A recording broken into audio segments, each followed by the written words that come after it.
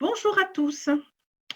Durant ce contexte épidémique, la Caisse primaire d'assurance maladie vous accompagne désormais sous un format Vos questions, nos réponses.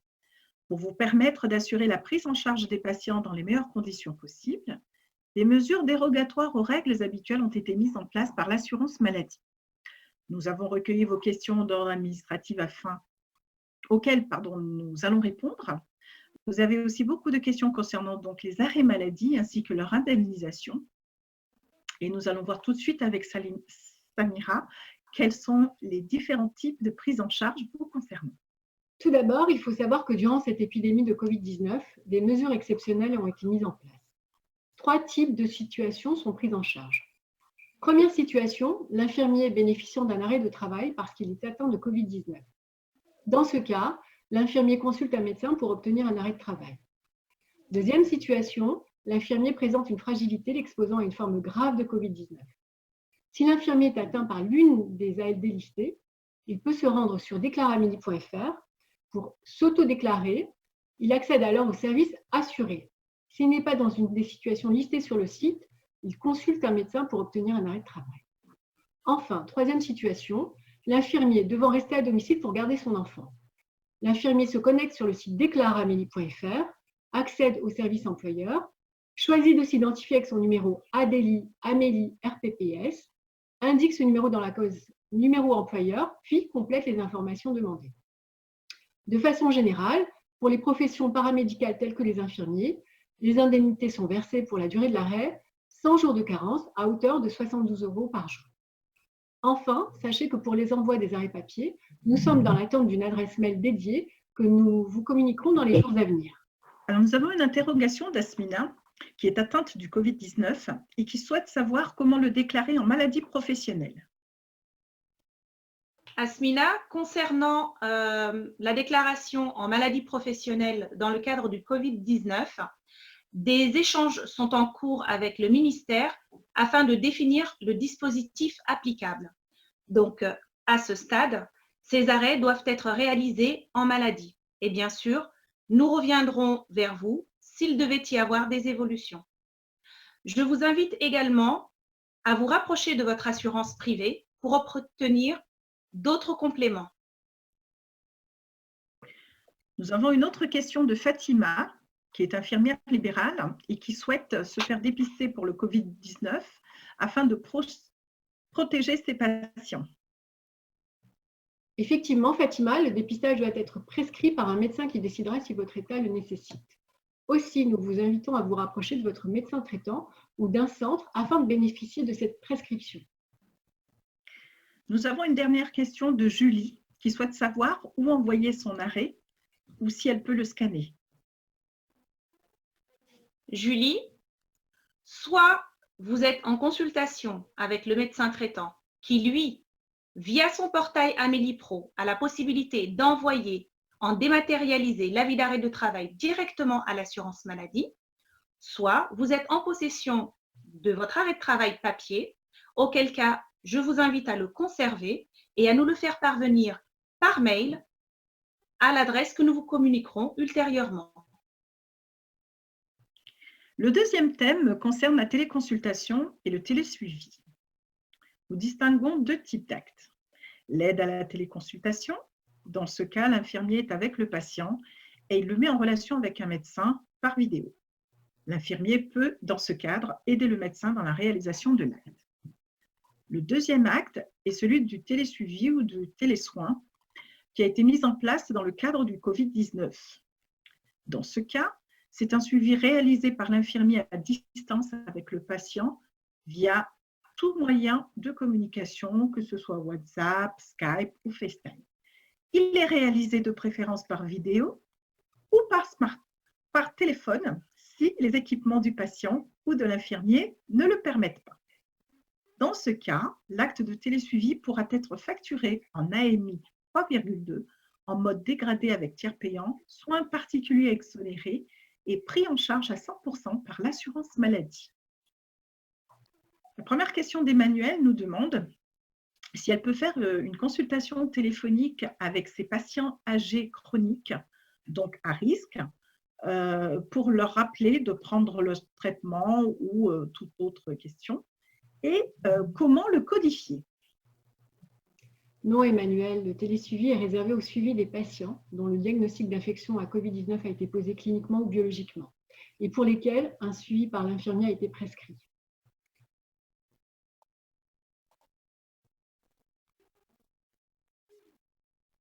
J'ai une question de Céline qui demande quel doit être l'intitulé de l'ordonnance du médecin pour une prise en charge infirmier en télésuivi. Est-ce que le médecin peut imposer une visite physique de l'infirmière auprès du patient? Alors Céline, le médecin peut prescrire 2 types d'actes, le télésoin ou le suivi à domicile. Dans les 2 cas, il doit préciser la fréquence et les modalités de ce suivi. Le suivi infirmier à domicile a été mis en place pour les patients dont le diagnostic d'infection à Covid-19 a été posé. Pour assurer la surveillance à domicile des patients, l'infirmier est autorisé de manière dérogatoire à coter un AMI 5,8. Par ailleurs, l'infirmier a toujours la possibilité d'accompagner les patients lors des téléconsultations organisées à la demande des médecins, sans qu'aucune ordonnance ne soit nécessaire. L'infirmier saisit seulement le nom du médecin prescrit ou téléconsultant. Si des soins infirmiers ont déjà été prévus, le code TLS 10 € s'applique. Dans un lieu dédié aux téléconsultations, l'infirmier applique le code TLL 12 €. Et enfin, dans le cas d'une téléconsultation organisée de manière spécifique à domicile, l'infirmier indique le code TLD 15 €. Un petit complément d'information.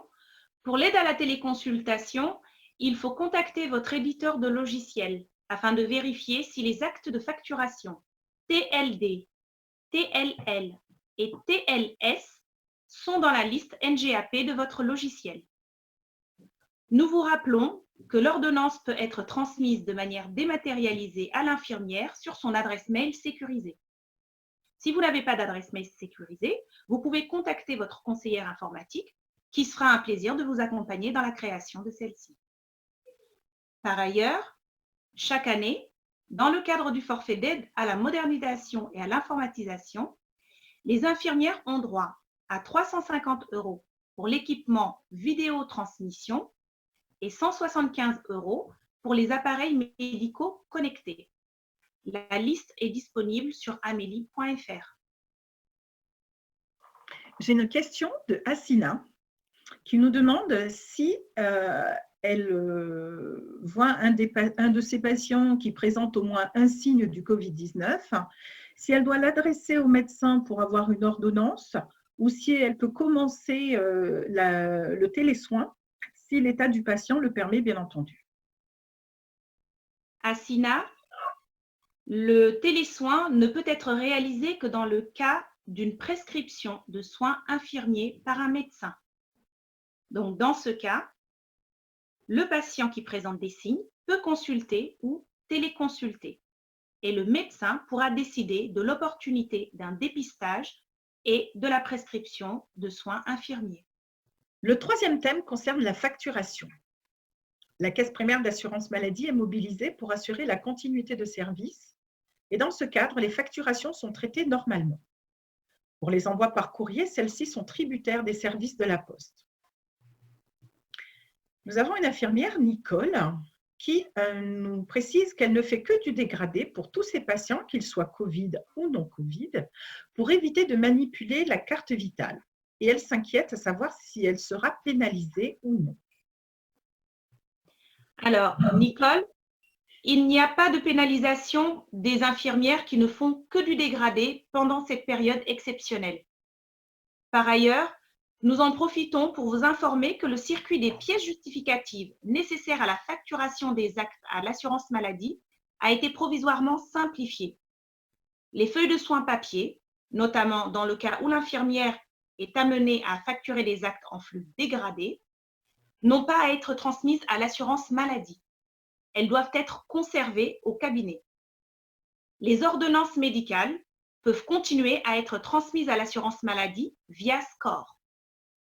À défaut d'utilisation de SCORE, elles sont conservées au cabinet à titre dérogatoire. Le quatrième thème concerne le renouvellement des ordonnances.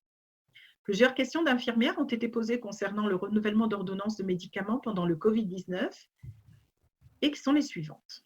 Comment obtenir un renouvellement d'ordonnance de soins infirmiers alors que notre patient ne peut pas voir son médecin traitant? Comment faire renouveler les DSI qui se terminent? Est-il possible de prolonger exceptionnellement leur temps d'utilisation? Alors, les prescriptions réalisées et envoyées par mail par le médecin sont tout à fait valables. La transmission de l'ordonnance du médecin à l'infirmier est possible par la messagerie sécurisée de santé Mailise qu'il est possible de créer avec votre conseiller informatique. Selon l'arrêté du 31 mars 2020, dans le cadre d'un traitement chronique à titre exceptionnel, lorsque la durée de validité d'une ordonnance renouvelable est expirée et afin d'éviter toute interruption du traitement préjudiciable à la santé du patient, l'infirmier peut poursuivre dans les conditions prévues par la prescription initiale les soins jusqu'au 15 avril 2020.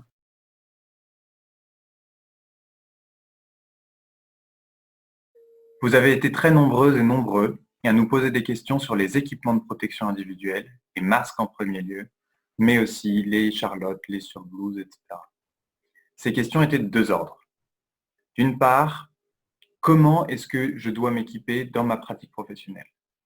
D'autre part, quand arriveront les prochaines livraisons et de quel matériel serons-nous équipés?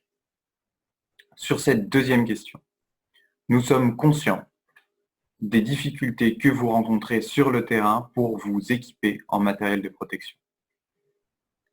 Nous sommes conscients également de l'inquiétude que ça peut susciter pour vous, pour vos proches, pour vos patients. Nous sommes mobilisés quotidiennement et faisons remonter chaque jour les difficultés que nous rencontrons et que vous rencontrez au niveau local, au niveau régional et au niveau national. Nous nous engageons par ailleurs pour fiabiliser le circuit de distribution.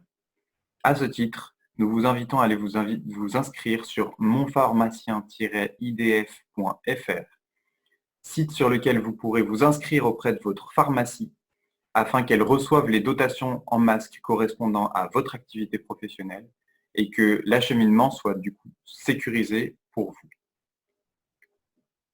Sur le second sujet de l'équipement individuel, nous ne sommes évidemment pas les autorités les plus qualifiées pour vous répondre et nous vous renvoyons aux recommandations du Haut Conseil de la santé publique et des sociétés savantes. Nous tenterons néanmoins de répondre à vos nombreuses questions à ce sujet sous ce format vidéo et donc ferons prochainement appel à un expert, une personnalité qualifiée sur ce sujet pour permettre de répondre à vos interrogations. Merci beaucoup à tous d'avoir joué le jeu et de nous avoir envoyé ces nombreuses questions. Un grand merci de la part de l'assurance maladie pour votre mobilisation. Nous espérons que vos questions ont reçu les réponses attendues. L'assurance maladie vous accompagne au quotidien.